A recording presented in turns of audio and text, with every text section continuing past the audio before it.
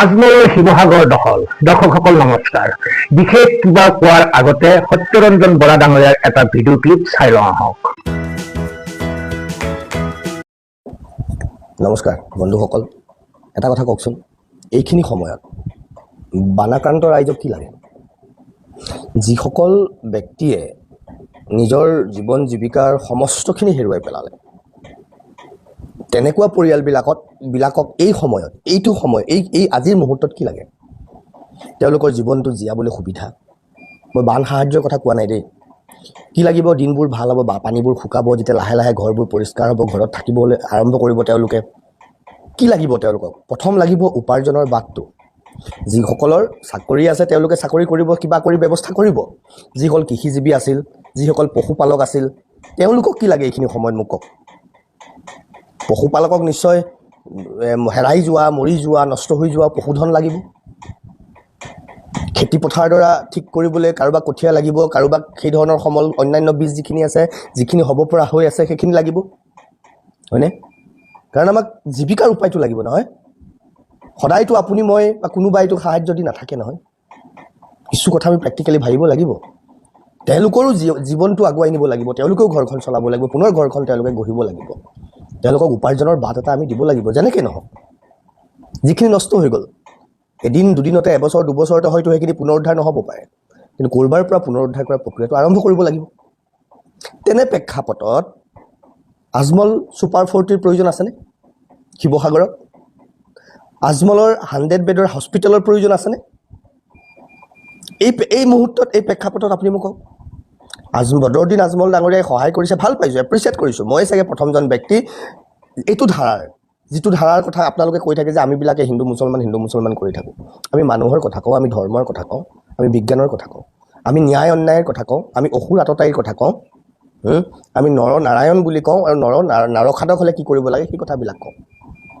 আমি ভাল পাইছোঁ বদৰুদ্দিন আজমল ডাঙৰীয়াই এইখিনি সময়ত তেওঁ বান সাহায্য দিছে। কিন্তু তাৰপিছত তেওঁ যিটো শিৱসাগৰত এক প্ৰকাৰে বহি লৈ, চাউনি পাতি বহি লৈ তেওঁ যিবোৰ কথা ক'বলৈ আৰম্ভ কৰিছে, যে কোনোবাই যদি মাটি দিয়ে তেওঁ তাত ছুপাৰ 40 বনাব, কোনোবাই যদি 100 বিঘা মাটি দিয়ে তেওঁ তাত 100 বেডৰ হস্পিটেল বনাব। মানে কি? ক'বলৈ বেয়া, শুনিবলৈ বেয়া, ভাবিবলৈও আপোনালোকে ক'ব সত্যৰঞ্জন বৰাৰ নিচিনাই বেয়া মনৰ, বেয়া চিন্তাৰ মানুহবিলাকে আমাক নষ্ট কৰিছে। তেতিয়াহ'লে বদৰুদ্দিন আজমলে বানত বকাই থকা সেই ব্যক্তিসকলক, সেই পৰিয়ালবিলাকক উপাৰ্জনৰ এটা পথ দিয়াৰ পৰিৱৰ্তে তেওঁ নিজৰ খুটি পুতিবলৈ চেষ্টা কৰিছে কিয় শিৱসাগৰত? তেওঁ যদি ইমান দানবীৰ হয়, তেওঁ যদি ইমান মানৱতাৰ, ইমান উদ্ধত হয়, আমি ধৰি লৈছিলোঁ তেওঁ হয়, তেতিয়াহ'লে এই মানুহখিনি উপাৰ্জন এটা বাদ দিব লাগিছিল। তেওঁৰ ছুপাৰ 40 5 বছৰ পিছত হ'লেও হ'লহেঁতেন, আমিতো নালাগে বুলি কোৱা নাই। 100 বেডৰ হস্পিটেলখন এই প্ৰেক্ষাপটত প্ৰয়োজন নাছিল। আমি কোৱা নাই যে শিৱসাগৰত আজমলে হস্পিটেল বনাব নালাগে, বনাওক। এই প্ৰেক্ষাপটত প্ৰয়োজন আছিল নেকি? আজি যি সময়ত আজমল ডাঙৰীয়াই শিৱসাগৰ জিলাত বহি এইবিলাক কথা বতৰা কৈ আছে, তাৰমানে তেওঁৰ চিন্তা ক'ত, তেওঁৰ ধান্দা কি? শিৱসাগৰক কেনেকৈ ধুবুৰী কৰিব লাগে সেইটোৱেই চাগে। কাৰণ তেওঁৰ দলত ৰেজাউল কৰিম চৰকাৰ বুলি এজনে জইন কৰিছে নহয়, যিজনে ৰাইজৰ দলত জইন কৰিছিল প্ৰথমে। তাৰপিছত শিৱসাগৰক ধুবুৰী কৰিব খোজা এই বক্তব্যটোৰ কাৰণে সকলোৱে, আমি চবেই, শৃংখল চিটু বৰুৱা পাম, সকলোৱে যেতিয়া চিঞৰ বাখৰ কৰিলে, তেতিয়া তেওঁ ৰাইজৰ দলৰ পৰা ওলাই গুচি গ'ল, গৈ পেলাই AIDF জইন কৰিলে। আজি সেই AIDF আহি আপোনালোকৰ বুকুৰ মাজত সোমাই গ'ল। বান সাহায্য দিছে, সহযোগ কৰিছে, ঠিক আছে। তাতকৈ বেছিতো জিন্দাল কৰ্পৰেট, জিন্দাল গোষ্ঠীয়ে কৰিছে, জিন্দাল গ্ৰুপে কৰিছে, ৰিলায়েন্সে কৰি আছে, আমাৰ কি বিৰলা গ্ৰুপে কৰি আছে, কৰি থকা নাই? কৰিছে নাই?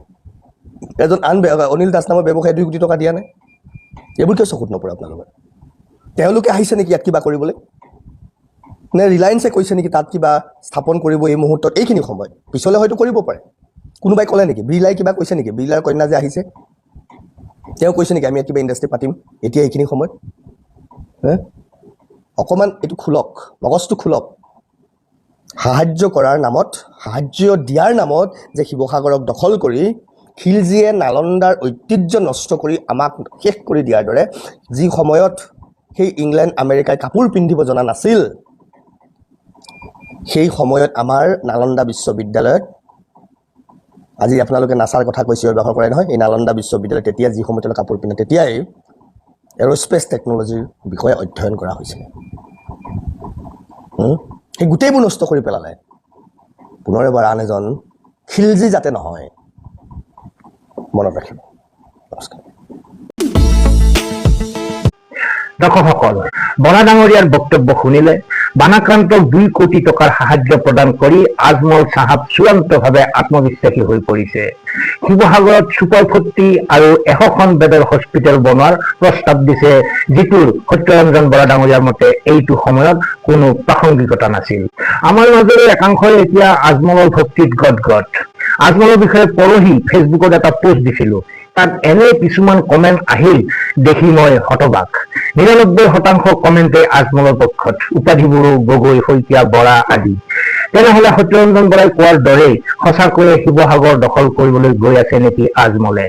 নিশ্চয় আপোনালোকে কমেণ্ট কৰি জনাব। কালি নিউজত পালো আদানীয়ে হেনো 11 কোটি দিলে বান সাহায্য, আৰু কোনে কোনে কি দিলে তাৰ সৰু লিষ্টখন মাতি শুনালে ইতিমধ্যে বৰা ডাঙৰীয়াই।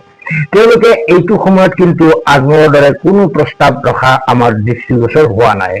যি নহওক, এজনে সামাজিক মাধ্যমত লিখিছে, আজমলে কেৱল বান পীড়িতসকলকে সহায় কৰা নাই, এই সহায়ৰ ভাগ আন কিছুমানো পাইছে।